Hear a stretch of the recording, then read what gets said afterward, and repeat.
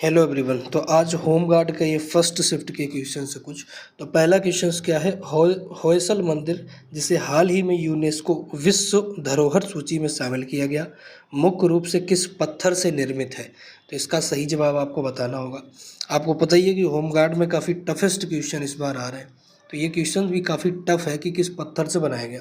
तो इसका सही जवाब होगा सोपेस्टोन, यानी कि ऑप्शन नंबर बी बिल्कुल करेक्ट होगा इसका सही जवाब।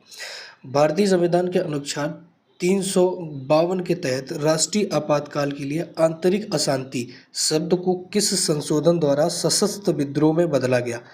काफ़ी लेंदी क्वेश्चन है, तो इसका सही जवाब कौन सा होगा? 44वां संविधान संशोधन, ऑप्शन नंबर बी बिल्कुल करेक्ट होगा।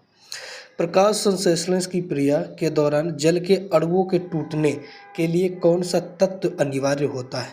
जब फोटोसिंथेसिस प्रक्रिया होती है तो अणुओं को टूटने के लिए कौन सा तत्व अनिवार्य है?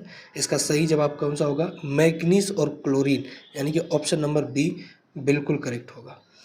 चौथा प्रश्न देखिए, विजयनगर साम्राज्य के किस शासक ने गजवेटका यानी कि हाथियों का शिकार की उपाधि धारण की थी? विजयनगर साम्राज्य की स्थापना किसने करी? हरिहर और बुक्का नामक दो भाई ने। तो गजवेटिका यानी कि हाथियों का शिकारी की उपाधि किसने धारण करी? तो इसका सही जवाब होगा देवराय द्वितीय, यानी कि ऑप्शन नंबर बी बिल्कुल सही होगा। गिनी गुणांक अर्थव्यवस्था में मुख्य रूप से क्या मापने के लिए प्रयोग किया जाता है? गिनी गुणांक अर्थव्यवस्था, ये इकोनॉमी से एक अच्छा क्वेश्चन है जो बहुत तगड़ा क्वेश्चन है। पांचवा, तो इसका सही जवाब होगा आय की असमानता, ऑप्शन नंबर बी बिल्कुल करेक्ट होगा, आय की असमानता। वायुमंडल की किस परत में ओजोन घनत्व सबसे अधिक पाया जाता है और यहाँ तापमान की स्थिति क्या होती है? तो वायुमंडल में 4 परत होती है, आप सभी को पता। तो इसका सही जवाब क्या होगा? समताप मंडल, तापमान बढ़ता है, यानी कि ऑप्शन नंबर बी बिल्कुल करेक्ट होगा। अच्छा, एक फैक्ट और बता दूं कि इसी समताप मंडल में ही हमारे एरोप्लेन्स वगैरह उड़ते हैं, है ना, फ्लाई करते हैं इसी समताप मंडल में। रजत क्रांति का संबंध अंडा उत्पादन से है, तो मसाला उत्पादन के लिए कौन सी क्रांति का संबंध है? आपसे पूछा गया कि मसाला का जो प्रोडक्शन है वो किस क्रांति के तहत किया गया? सातवां प्रश्न, इसका सही जवाब होगा बादामी क्रांति, यानी कि ऑप्शन नंबर बी बिल्कुल सही होगा। आठवां है, संविधान के मूल ढांचे बेसिक स्ट्रक्चर का सिद्धांत के ऐतिहासिक मामले में प्रतिपादित किया गया। किस मामले में ये बोला गया कि संविधान का जो बेसिक स्ट्रक्चर है उसको नहीं छेड़ा जाएगा, यानी कि उस पर कोई भी बदलाव नहीं किया जा सकता? इसका सही जवाब होगा Kesavananda Bharati, option number B. ये 1973 का एक केस है, केशवानंद भारती बनाम भारत संघवाद। उसमें ये बोला गया कि आप संविधान में अमेंडमेंट तो कर सकते हैं, संशोधन तो कर सकते हैं, लेकिन उसका जो बेसिक स्ट्रक्चर होगा उस पर आप छेड़खानी नहीं कर सकते। आधुनिक आवर्त सारणी में हैलोजन समूह के तत्वों की सबसे बाहरी कक्षा में कितने इलेक्ट्रॉन होते हैं? ये केमिस्ट्री से क्वेश्चन है, अच्छा है काफ़ी, पीरियोडिक टेबल से। नाइन्थ का ऑप्शन नंबर सी बिल्कुल करेक्ट होगा, सातवें 7 इलेक्ट्रॉन होते हैं।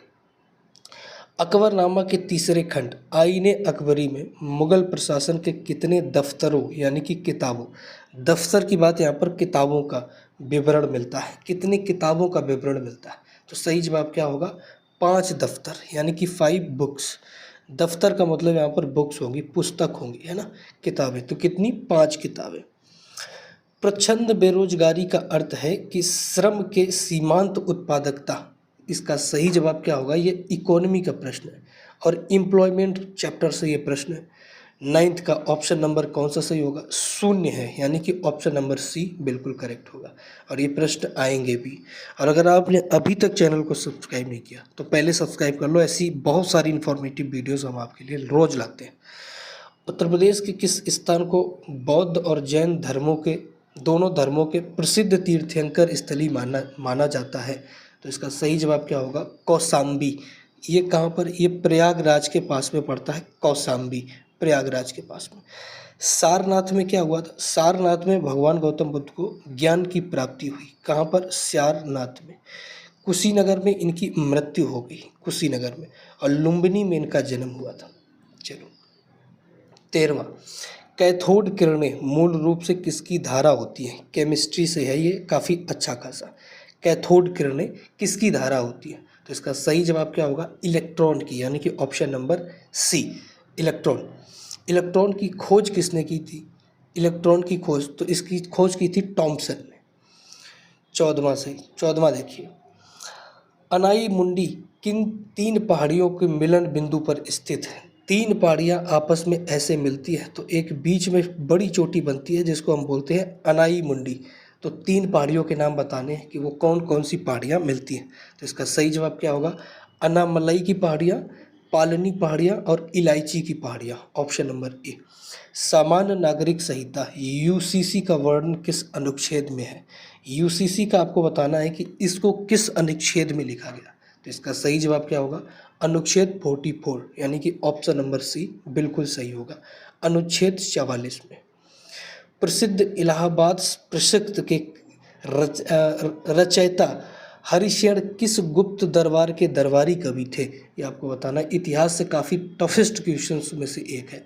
इसका सही जवाब होगा समुद्रगुप्त।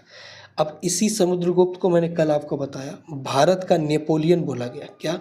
भारत का नेपोलियन, भारत का नेपोलियन इसको बोला जाता है, नेपोलियन, ध्यान रखना, भारत का नेपोलियन। ठीक। मस्तिष्क का वह भाग जो अनैच्छिक क्रियाओं जैसे रक्तचाप, लार को नियंत्रित करता है। मस्तिष्क का ऐसा भाग जो किसी चीज़ को, ऐसी चीज़ को वो नियंत्रित करता है जिससे हमारी कंट्रोल में नहीं, जैसे रक्तचाप। आप अपने मन से रक्तचाप नहीं घटा बढ़ा सकते, लार का प्रोडक्शन अपने मन से नहीं कर सकते, या फिर जो पलक झपकते हैं, सांस लेते हैं, इन सारी चीज़ों को हम अपने मन से नहीं कर सकते सोच समझ के। तो कौन सा भाग होता है आपसे पूछा गया। तो इसका सही जवाब होगा मेडुला एब्लोंगेटा, यानी कि ऑप्शन नंबर सी बिल्कुल सही होगा, मेडुला एब्लोंगेटा।